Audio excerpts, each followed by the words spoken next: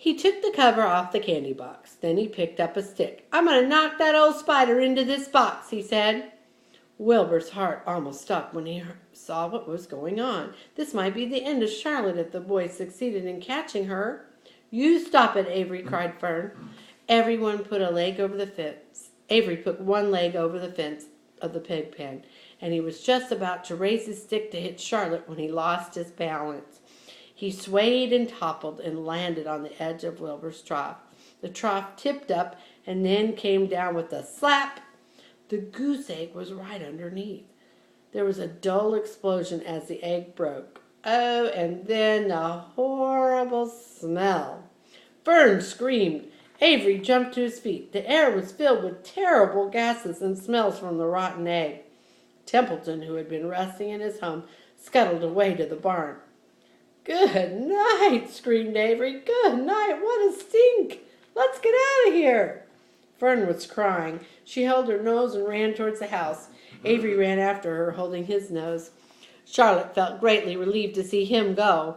It had been a narrow escape. Later on that morning, the animals came up from the pasture. The sheep, the lambs, the gander, and the goose and 7 goslings. There were many complaints about the awful smell, and Wilbur had to tell the story over and over again of how the arable boy had tried to capture Charlotte and how the smell of the broken egg had drove him away just in time.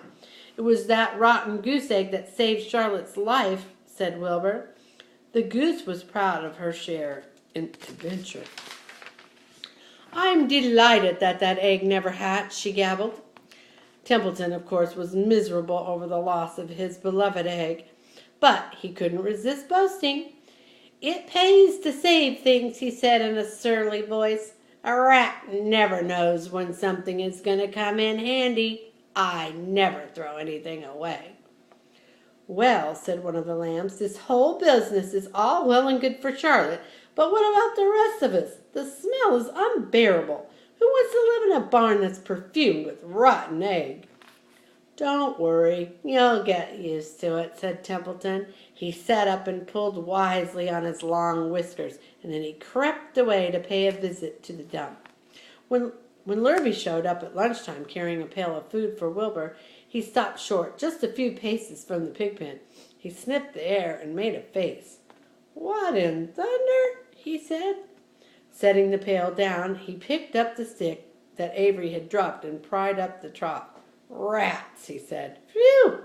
I might have known a rat would make a nest under this trough. How I hate a rat." And Lurvy dragged Wilbur's trough across the yard, kicked some dirt into the rat's nest, bearing the broken egg and all Templeton's other possessions. Then he picked up the pail. Wilbur stood in the trough, drooling with hunger. Lurvy poured, and the slops ran creamily down around the pig's eyes and ears. Wilbur grunted. He gulped and sucked and gulped, making swishing and swishing noises, anxious to get everything at once. It was a delicious meal. Skim milk, wheat middlings, leftover pancakes, half a donut, the rind of a summer squash, 2 pieces of stale toast, a third of a ginger snap, a fish tail, 1 orange peel, several noodles from a noodle soup, the scum up off of a cup of cocoa, an ancient jelly roll, a strip of paper from the lining of the garbage pail, and a spoonful of raspberry jello. Wilbur ate heartily. He planned to leave half a noodle and a few drops of milk for Templeton. Then he remembered that the rat had been useful in saving Charlotte's life, and that Charlotte was trying to save his life. So he left a whole noodle instead of a half. Now that the broken egg was buried, the air cleared, and the barn smelled good again. That afternoon passed, and the evening came. Shadows lengthened, and the cool and kindly breath of the evening entered through the doors and windows. Astride her web, Charlotte sat moodily eating a horsefly and thinking about the future, and after a while she bestirred herself.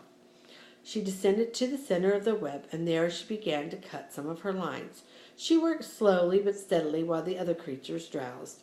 None of the others, not even the goose, noticed what she was doing and that she was at work. Deep in his soft bed, Wilbur snoozed. Over in their favorite corner, the goslings whistled a night song. Charlotte tore quite a section out of her web, leaving an open space in the middle. Then she started weaving something to take the place of the threads that she had removed. When Templeton got back from the dump around midnight, the spider was still at work. And our next chapter, chapter 11, will be the miracle.